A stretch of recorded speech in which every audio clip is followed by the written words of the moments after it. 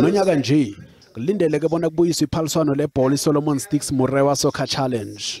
Ekusungulweni kwalo leli phaliswano khabe kubingwe ngalo ukugidinga impilo nemsebenzi kaMengameli walokhu wahlangana engameli ibhola enarheni le.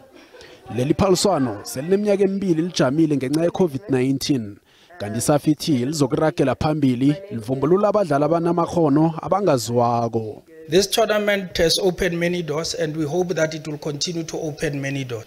Let's go and revive youth football because it has been the missing link. Kodwa uMoloi uthi kunengikhulu ekusafuze kwenziwe kwenzeni ibholo ibe ngomkhwebe ingayo phambilini. You know, before we never used to have varsity football. We only had varsity rugby. Now we have varsity football. Now we have Craven Week rugby.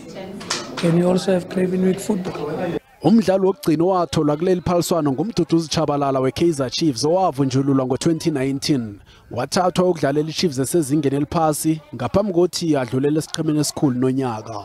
Ibholo yabodade nayo abayivaleli ngaphandle kuleli phaliswano. Ucaptain ngokuhlanganyela webanyana uRefelo Jane naye wavela ngalo. Grassroots soccer is where I also began and I still play with the boys and girls even now.